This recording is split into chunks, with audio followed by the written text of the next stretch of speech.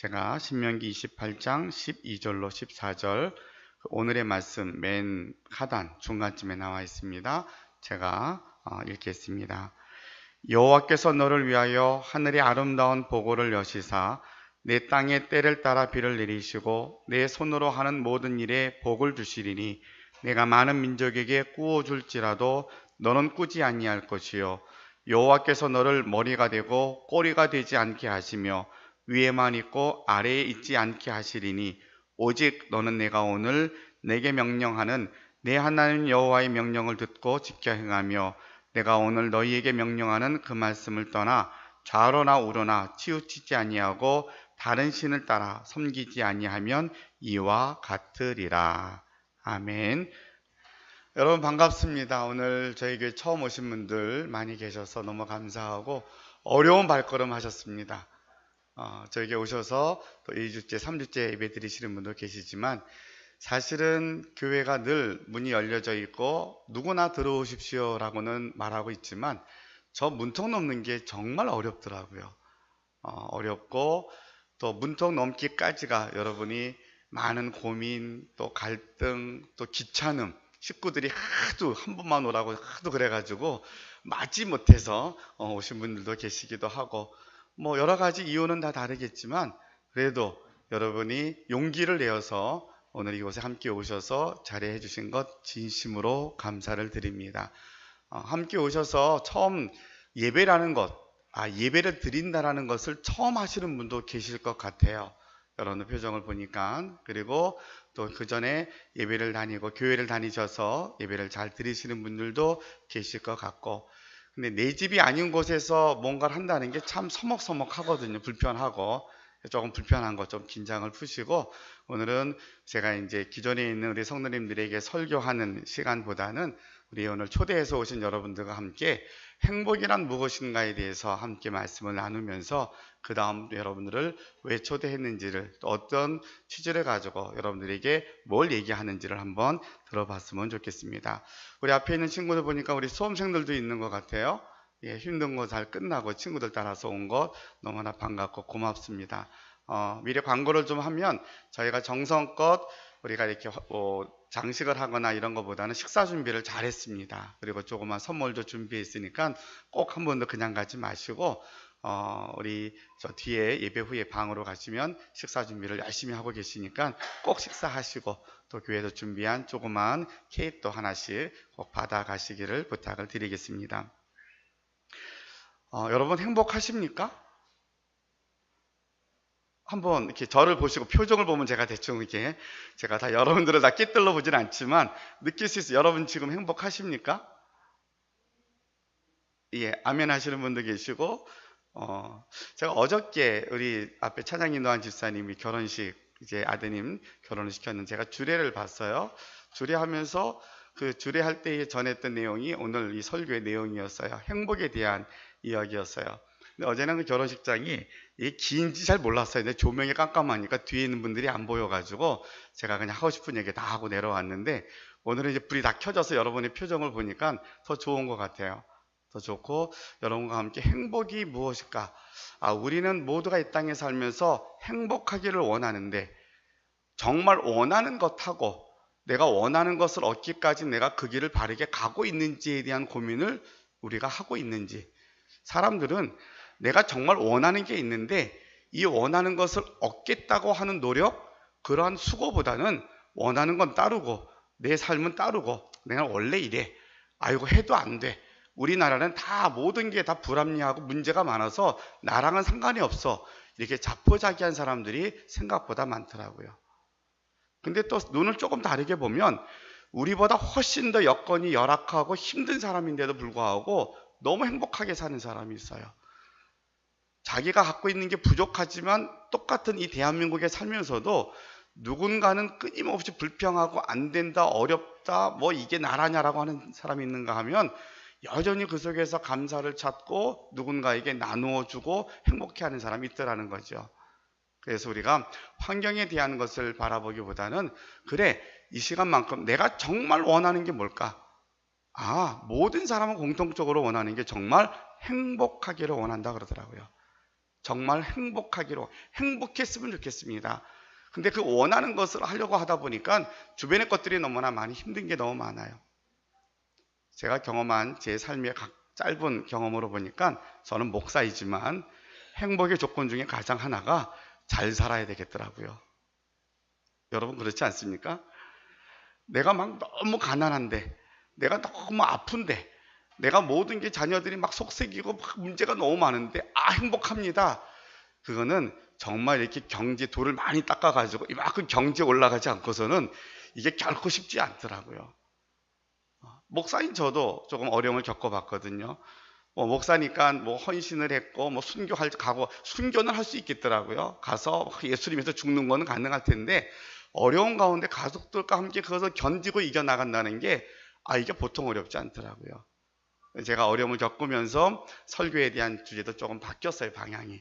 그래서 여러분 무조건 잘 될 겁니다, 이게 아니라 정말로 내가 원하는 게 무엇인가를 생각해보고 원하려면 뭐가 필요할까를 정확히 판단하면 이게 순서겠구나라는 생각이 들었어요. 잘 살아야 돼요. 조금 여유가 생기고 형편이 생기니까 너무 힘들 때에는 좌우를 보지를 못해요. 그냥 내 것만 어떻게든 다 원망이 되고 불평이 되고 막 시간이 가면 갈수록 그 수렁은 더 깊이 빠져들어가더라고요. 나아질 생각이 되지 않아요. 잠깐 그래도 내가 살아있는 게 감사해, 그래도 임하는 게 괜찮아라는 생각은 잠깐 지나가는 거고, 그리고 다시 원래 자리로 가면 계속 원망이 되는 거예요. 왜 나만 이렇게 살아야 되지? 내가 뭐 이렇게 잘못했다고. 그리고선 사람들이 자꾸 아무도 얘기 안 하는데 나 무시하는 것 같아요. 나에 대해서 괜히 손가락질하는 것 같고요. 뭐라고 수근수근 거리는 것 같아요. 그러니까 자꾸 마음은 더 다치는 거죠. 그러나 상대방이 나에게 정말 손꽃으로 찌르듯이 나쁜 얘기하는 거 아닌데 그냥 일상적인 얘기했는데 나보고 들으라고 한 얘기 같아요. 그럼 막 화를 내고 그 분을 참지 못하니까 과격한 행동 나오기도 하고 이렇게 되더라고요. 왜 그런가 했더니 우리 모든 형편이 너무 어려우니까, 또 나보다 더 어려운 사람들이 분명히 있긴 하는데 지금 있는 자리가 너무 힘든 거예요. 그러니까 자꾸만 짜증이 점점 수렁에 가다가 어느 순간 멈춰서 나를 보니까 그 다음부터는 내 자신이 너무 한심해. 내가 이러려고 살았나? 막 그러면서 자기 자책감에, 자괴감에 빠져서 더 많은 수렁에 빠져있는 경우를 종종 봅니다. 그래서 저의 짧은 경험이나 많은 믿음의 사람들이 얘기도 보니까 정말 행복하기를 원하는 건 모두의 바람인데 행복하려면 잘 살아야 되겠구나. 그럼 잘 사는 게 예수 믿으면 잘 살아집니까? 예수 믿으면 복을 받습니까? 예, 예수 믿으면 잘 살고 복을 받습니다. 그런데 잘 살면 복을 받는 그 복의 내용이 세상에서 원하는 것과보단 훨씬 더 수준이 높더라는 거죠. 세상에서는 그냥 잘 살면 되는 줄 아는데, 여러분 그룹에 있는 큰 부자라든가 또 아주 능력이 많은 사람들이 지금 제가 얘기했던 것처럼 잘 사는 것처럼 보여서 행복할 것 같지만 세상에서 기준으로 잘 사는 것처럼 보이긴 하지만 다 행복하진 않더라는 거죠. 자, 잘 살지 못하면 행복하지 못할 확률이 많습니다라는 설명을 드렸고요. 그러면 잘 살면 다 행복합니까? 라고 물었더니 그것도 아니더라는 거예요. 잘 사는데 그 안에 다툼이 있고 문제가 있고 고민은 여전히 있더라는 거죠. 그러면 우리는 믿음 안에서 왜 예수를 믿어야 되는가에 대한 이제 접근을 하게 되면 정말 우리는 이 땅에서 잘 살고 싶습니다. 그래서 행복하기를 원합니다. 그런데 믿음이라는 울타리 밖에서 잘 살다 보니까 그 욕망은 끝이 없더라는 거죠. 갖고 싶음에 대한 마음은 더 많은 걸 갖고 싶고 더 좋은 걸 갖고 싶고 더 많은 사람들보다 더 뛰어나기를 원하는 것이 인간의 기본적인 욕망이라는 거예요. 시간이 갈수록 채워지질 않아요. 상대적인 박탈감과 빈곤감은 우리를 더 어렵게 합니다. 자, 그런데 우리가 잘 사는데 믿음이라는 울타리 안에서 잘 사니까 이런 여러 가지 어려운 일도 극복할 뿐만 아니라 우리가 자족하는 마음을 배워서 감사하게 되더라는 거예요. 그러니까 내 있는 형편이 이전에는 너무 원망과 힘들었던 게 있었는데 그래도 이만한 게 감사해. 이 마음이 잠깐 지나가는 게 아니라 내가 붙잡고 있는 마음이 되고, 이 붙잡고 있는 마음을 가져가다 보니까 감사가 고백이 되고 감사로 세상을 보기 시작을 하니까 내가 할 일이 생겨나더라는 거예요. 내가 왜 건강하지? 여기 계신 분들 보니까 못 듣고 못 보고 못 걷는 분은 한 분도 없는 것 같아요. 여러분 그것 때문에 감사해 보셨습니까?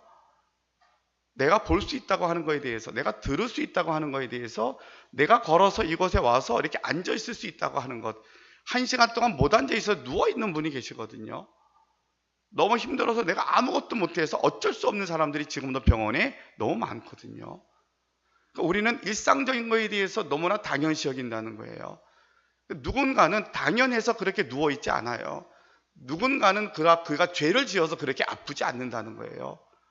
어떤 분들이 너무 많이 아프면 그러더라고요. 야, 내가 죄가 많아서 그런가 보다 그래요. 저는 그렇게 얘기합니다. 여러분이 죄가 많아서 아프다 그러면 세상에 걸어다니는 사람 몇 안 될 거라고.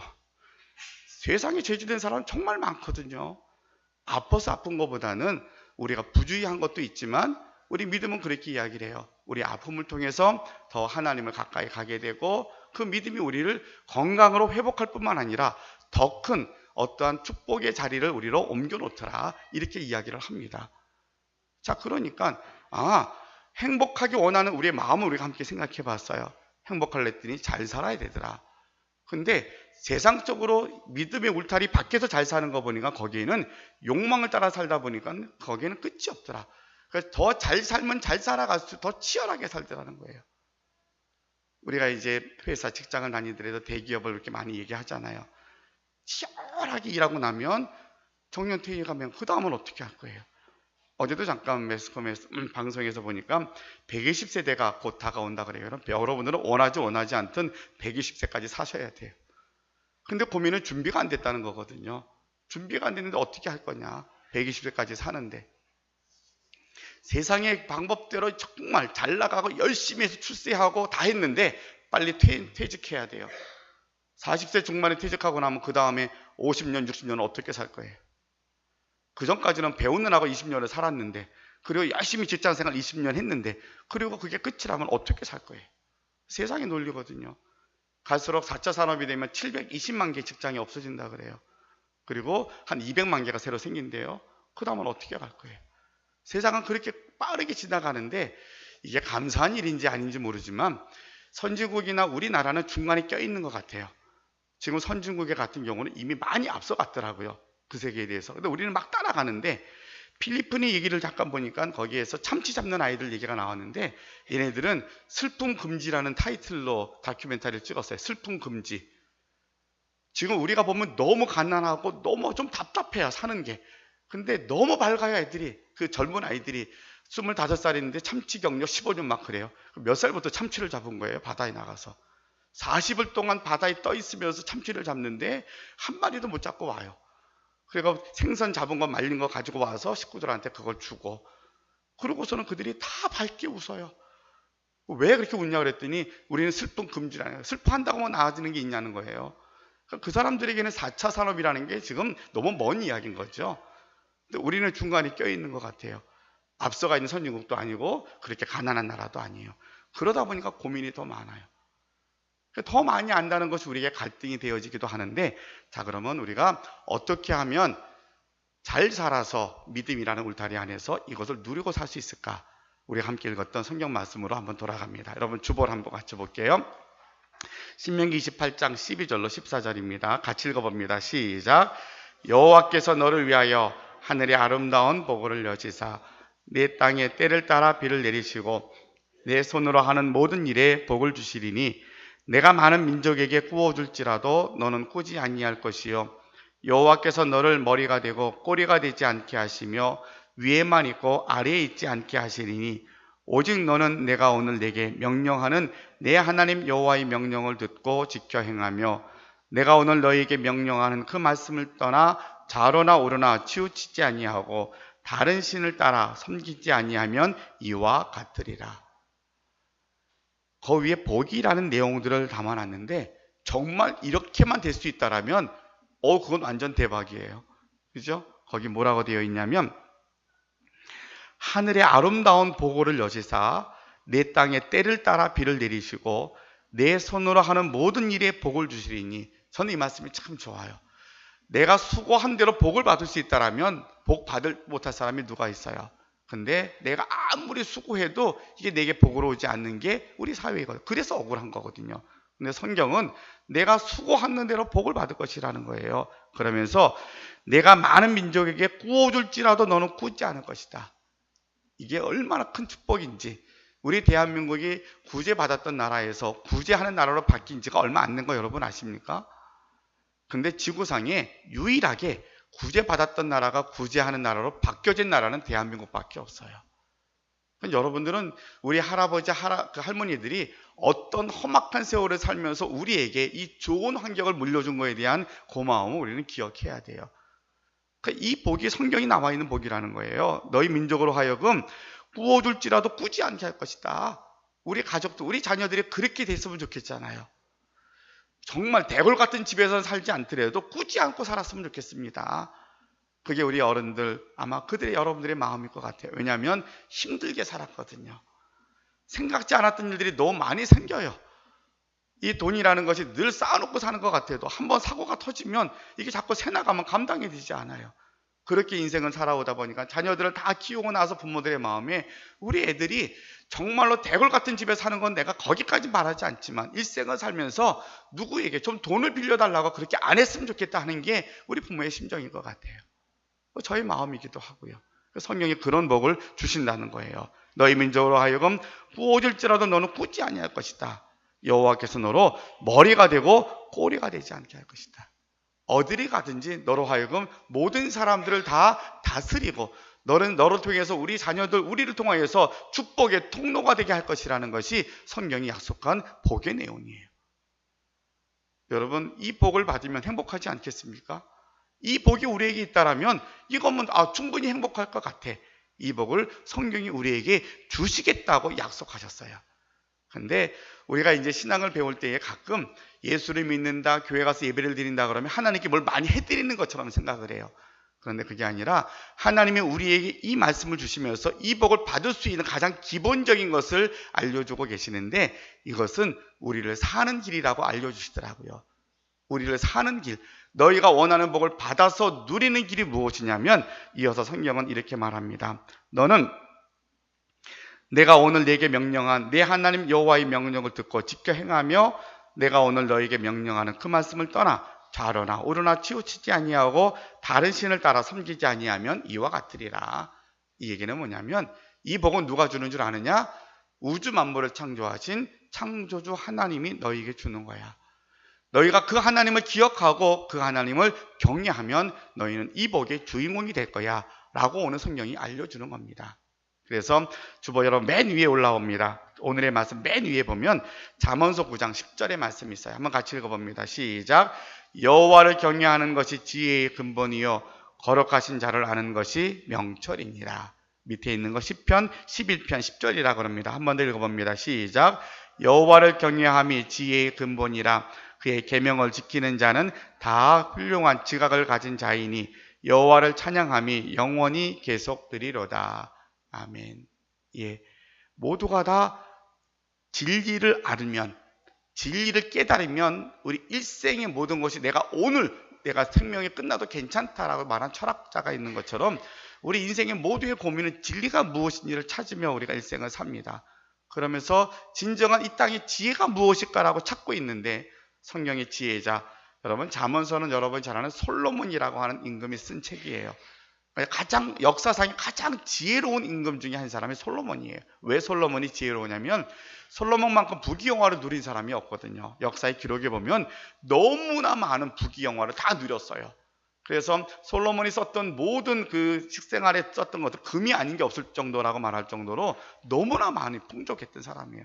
그러니까 이렇게 지혜가 충만했던 이 솔로몬이 자기의 모든 지혜를 통틀어서 한마디로 결론을 내린 게 뭐냐면 여호와를 경외하는 것이 지혜의 근본이요 거룩하신 자를 아는 것이 명철이니라.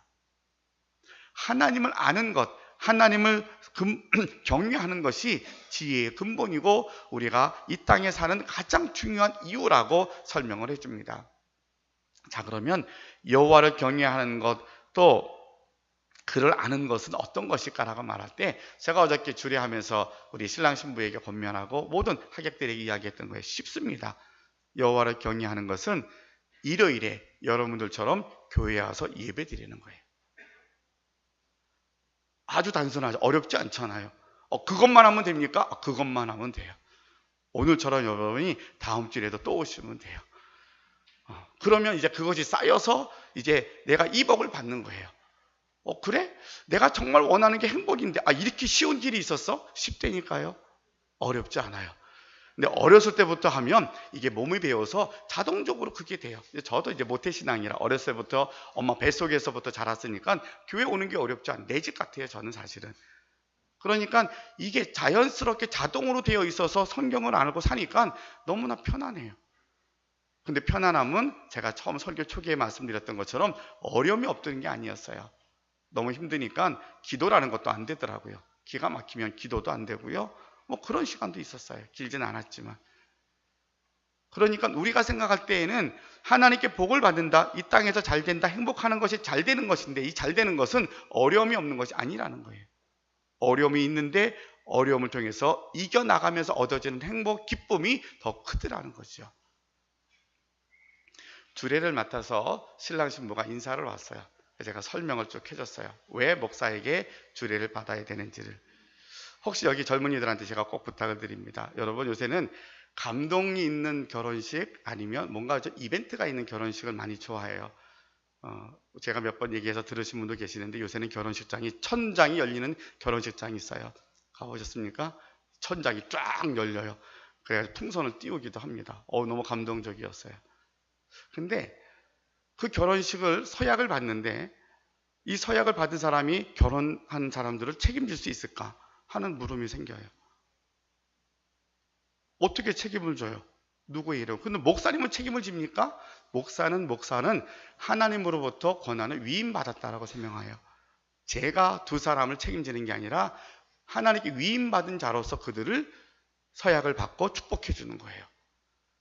그래서 기독교 국가인 미국이라는 나라는 지금도 성직자에게 주례받는 것이 전통으로 그렇게 기본으로 알고 있어요. 그러니까 우리가 결혼을 하고 새로운 출발하고 누구한테 서약을 하고 뭔가 좀 보장을 받아야 되는데 우리를 보장해 줄 사람이 보장해 줄 분이 누가 있냐는 거죠. 사람들이 보장해 주나요? 시장님이 보장을 해주나요? 똑같은 사람인데요. 어떻게 보장을 해줘요? 우리가 뭔가를 의탁하고 부탁했을 때에 그래 믿을만해, 이분이라면 내가 모든 걸 맡길 수 있어, 내가 나를 의지할 수 있어 라고 하는 그분이 내가 믿음의 대상이 되고 그분 앞에 모든 걸 맡길 수 있더라는 거죠. 조금 지나면 이제 다음 주일이 저희가 지나면 성탄절을 맞이하고요. 또 그 다음에 가면 송구영신 예배 연말연시 12월 31일이 맞이합니다. 여러분 그때 주로 어디 가십니까? 우리가 서해니까 해 뜨는 거 보려고 동해까지 가십니까? 많이 가실 것 같아요. 거기 다 길이 막혀서 난리가 나요. 쫙 가잖아요. 그러면 해가 뜨는 걸 보고 다 소원을 빌어요. 우리가 내년도에는 뭐 어떻게 하겠습니다. 굉장히 중요한 시간이에요. 왜냐하면 첫 시간을 마음을 어떻게 하느냐에 따라 1년이 달라지거든요. 그런데 그 해를 바라보면서 내가 소원을 비는데 해가 우리를 책임져 주냐고요. 어저께도 떴던 해고 내일도 뜨는 해인데 그 해가 뜨는 해가 나에게 어떠한 내 1년, 2018년이라는 1년을 책임져 주겠냐고요. 그렇지 못하거든요. 그러니까 내가 어디에 가서 누구에게 1년을 맡기면 내가 1년을 이렇게 힘들게 살지 않고 행복하게 살 수 있을까라고 말할 때 내가 맡길 수 있을 만한, 내가 모든 걸 아뢰고 부탁하면 내 말을 책임질 수 있는 분이 계시다면 그분께 가서 내가 그분에게 1년을 맡기는 게 옳다라고 저는 생각이 돼요. 그래서 그분이 오늘 성경에서 말씀하시는 여호와 하나님이라고 우리에게 일러줍니다. 그러니까 여러분의 인생의 무거운 짐을 내가 짊어지고 살면서 매일 힘들다 어렵다 이렇게 사는 게 아니라 그 짐은 내려놓을 짐이에요. 여러분이 감당해서 감당할 짐이 아니에요. 성경은 그 짐을 내려놓으라고 여러분을 초대합니다. 내려놓는데 이 하나님이 내게 우리에게 말씀하시기를 너희가 나를 경외하면, 너희가 내게 와 있으면 내가 너희 책임질게. 이게 믿음의 대상이거든요. 그 하나님이 여러분들을 초대하고 계시는 거예요. 그래 행복하기를 원해. 행복한 것은 하나님을 경외하는 것이라 그랬는데 하나님 경외하는 것은 어려운 게 아니라 일요일에 교회 와서 예배를 드리는 거야. 목사님 책임지실 겁니까? 제가 어떻게 책임을 지겠어요? 하나님을 책임져 주시는데 저는 중간에서 여러분들을 안내하는 역할을 할 거예요. 그래서 제가 예수를 믿고 여기까지 오다 보니까 하나님 믿고 주일 성수, 주일날 예배만 잘 드리면 하나님이 우리 인생을 책임져 주시는구나 하는 게 저의 삶의 간증이에요. 제가 지금까지 살면서 잘한 거 딱 한 게 있다면 주일날 교회 떠나지 않고 산 거밖에 없어요. 제가 목사니까 교회 떠날 수도 없죠. 일 때문에. 근데 젊어서도 그랬어요. 주일날 예배를 드리고 그러니까 때를 따라 대학도 가고 대학원도 가고 또 제가 결혼도 하고 자식도 낳고 그렇게 살게 하시더라고요. 목사의 길이 아니라 모두의 삶의 가장 중요한 원칙은 하나님을 기억하는 것. 그 하나님 앞에 주일날 와서 예배 드림으로 하나님께서 우리를 어떻게 인도하시는가를 우리가 다시 한번 깨닫게 될 때에, 그분 앞에 우리의 인생의 무거운 짐을 내려놓을 때에 하나님이 이 약속한 것을 여러분들에게 다 아낌없이 부어주실 줄로 믿습니다. 믿음은 어려운 게 아니에요. 일요일에 여러분이 교회 오는 거예요. 자, 어떻게 다음 주일에 또 오시겠습니까? 다음 주에 오시면 제가 예수님에 대한 이야기를 해줄 거예요.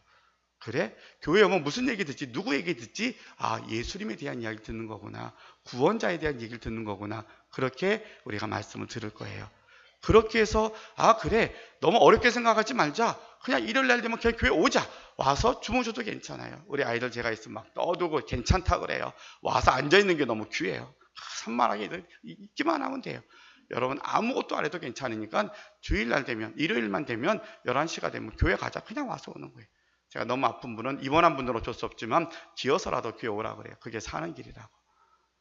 기어서라도 내가 교회라는 곳에 정해서 내가 가겠다. 와서 교회 와서 앉아있으면 그 다음은 하나님이 우리를 인도해 주시더라고요.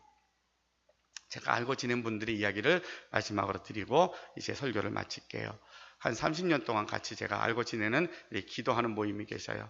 30년 전이었으니까 제가 20대 중반이었고요. 그분들이 제 지금 나이대쯤 된 것 같아요. 거의 다 70세, 80세 되셨어요. 가정 예배를 드리는 곳이기 때문에 세상에서는 잘 나가는 사람들은 교회 잘 안 와요. 정말 힘들고 어려움 당해야 내 힘으로 막 잘할 것 같았는데 갑자기 생각지 못했던 사고와 어려움을 당할 때 인간의 한계를 부딪히거든요. 그래서 하나님, 신을 찾게 되고 교회라는 문턱을 넘어오게 됩니다. 그것이 정말 축복의 기회가 될 거예요. 근데 30년 전에는 이보다 더 어려움이 있는 당하는 분이 있더라고요. 너무 어려우면 제가 기도도 안 된다 그랬잖아요. 너무 어려우면 일주일에 한 번 교회 오는 것 갖고 안 되는 거예요.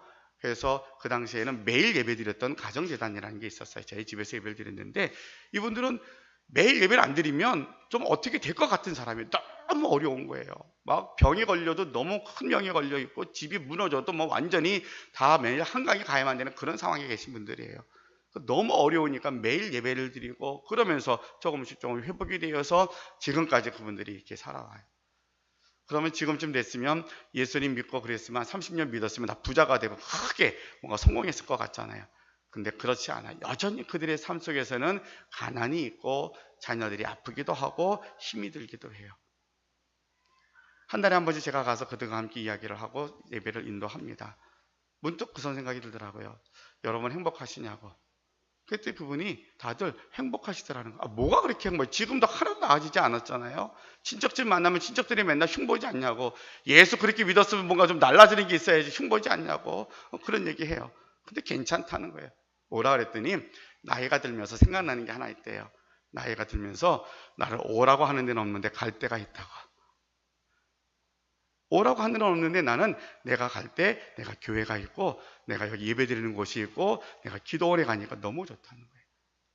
내가 갈 데가 있는 게 너무 행복하다는 거예요. 그래서 내가 거기 가서 내가 신앙을 배우거나 하니까 기도라는 걸 하는데 기도하니까 내가 너무 편안하고 지금은 정말 부귀영화를 누리는 것 같지는 않지만 내가 만약 예수를 안 믿었더라면, 내가 30년 전에 하나님을 믿지 않았더라면 그 결과는 끔찍하더라는 거죠. 그러니까 우리가 생각했던 믿음에 대한 결과는 여러분 세상이 부귀영화가 아니라 이 땅에 사는 날 동안 진정한 평화를 누리고 사는 삶인 줄로 믿습니다. 세상은 여전히 살아있는 동안 끊임없는 환난과 어려움의 연속입니다. 근데 그 연속을 이기는 힘은 내 힘으로 지고 가니까 너무 힘들잖아요. 근데 일주일에 한 번씩 이곳에 와서 내려놓는 거예요. 하나님 나 힘들었습니다. 일주일 동안 나 화나는 일도 너무 많았고요. 억울하고 너무 힘들었습니다. 하나님 어떻게 좀 해주세요. 그리고 하나님께 고백하는 게 아까 예배드릴 때 처음에 했던 고백의 기도인 거예요. 믿음으로 산다 잘 안 됐어요. 하나님과 죄진 거 용서해 주세요. 그렇게 기도하는 거예요. 그러면 성경은 뭐라 그러냐면 그래 너 일주일 동안 사느라고 고생했다고, 여기 잘 왔다고, 너의 죄가 아무리 아주 빨간색이라도 너가 고백하면 흰 눈처럼 희게 할 거야. 그것 때문에 내 아들 예수가 십자가에서 죽은 거야. 그렇게 예수님이 하나님 우리에게 들려주시는 거예요. 그 믿음을 갖고 나면 그래, 이 길이 내가 살 길이구나. 자, 그래서 우리가 일생 동안 교회를 떠나지 않고 살다 보니까 덤으로 얻어지는 것 같은데 그 복이 영생이라는 복을 받습니다. 예수 믿으면 이 땅에서는 잠깐 인생은 끝나고 나는데 그 다음에 인생이 있는데 그 인생이 영생의 복을 우리가 얻고 난다라면 그것 때문에 이 땅의 모든 고난을 넉넉하게 이기게 될 줄로 믿습니다. 예, 그래서 여러분들 오늘 처음에 제가 인사드렸던 것처럼 너무 잘 오셨고요. 제가 주님의 이름을 다시 한번 정말 여러분들한테 한 번 더 초대합니다. 다음 주일에도 한 번 더 꼭 오시기를 바랍니다. 그리고 연말연시를 동해 가서 해 뜨는 거 보지 마시고요. 여기서 저희와 함께 우리가 1년을 정리하고 새해를 한번 우리가 이 약속한 이 하나님 앞에 1년을 한번 맡겨보자고요. 하나님 정말 살아계십니까? 나에게 한번 복 주세요. 내가 지금 어려움이 있는데 병이 있는데 정말 당신이 전능하시다 그러는데 나 좀 고쳐주세요. 우리는 그런 기대감을 갖고 살겠습니다. 하나님께 우리가 맡겨드리면 하나님이 여러분들을 그 길로 인도하실 줄로 믿습니다. 예, 믿음 안에서 승리하실 수 있기를 주님의 이름으로 축원합니다. 기도하겠습니다. 하나님 감사합니다. 저희도 오늘 우리 온 가족과 이웃들이 함께 드리는 예배를 준비했습니다. 주님, 우리가 평상시 같으면 장식도 하고 뭔가 요란스럽게 준비해야 될 것 같지만 우리는 그렇게 준비하기보단 한 사람 한 사람 정말로 우리 이웃 가운데 예수님 꼭 믿었으면 좋겠다고 하는 가족들, 이웃들에게 초대하였습니다. 꼭 교회 같이 한번 가보자고 우리는 기도하였고요. 오늘 많은 식구들을 이 자리에 오게 하신 건 너무 감사합니다. 하나님, 이 자리에 오는 과정이 너무 힘들었다는 것을 잘 압니다. 여기까지 오게 하신 분도 그들의 마음도 하나님이 감동도 움직여주신 분도 하나님이신 줄로 믿습니다.